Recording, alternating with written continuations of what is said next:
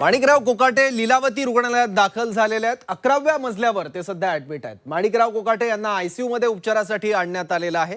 6व्या मजल्यावरील 609 वॉर्डच्या आयसीयू मध्ये कोकाटे सध्या ऍडमिट झालेले आहेत। मंत्री माणिकराव कोकाटे यांच्यावर सध्या अटकेची टांगती तलवार आहे। त्यांच्या विरोधात अटक वॉरंट देखील जारी करण्यात आलेला आहे आणि तातडीने अटकेचे आदेशही आहेत कोर्टाचे।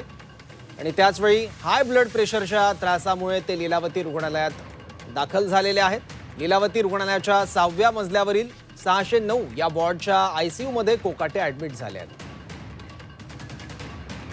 याच लीलावती रुग्णालयातून आपले प्रतिनिधी कपिल राऊत आता आपल्या सोबत आहेत। कपिल, काय नवीन अपडेट्स रुग्णालयातून माणिकराव कोकाटे यांच्या प्रकृती संदर्भात आणि त्यांच्या अटकेसंदर्भात सुद्धा?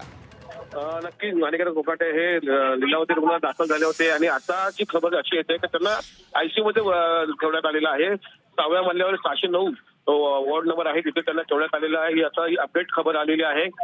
खरं तर काल रात्रीच ते रुग्णालयात दाखल झाले होते उपचारासाठी आणि आता त्यांना आयसीयू भरती करण्यात आलं आहे। एकीकडे हे सर्व सुरू असताना दुसरीकडे मात्र लिगल प्रोसिजर सुरू आहे।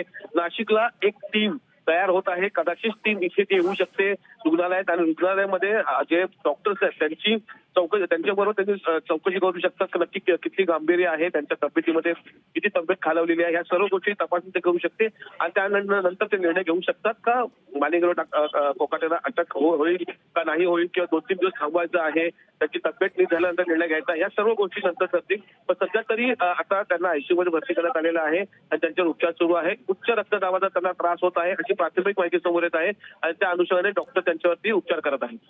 ठीक आहे कपिल, धन्यवाद या माहितीबद्दल।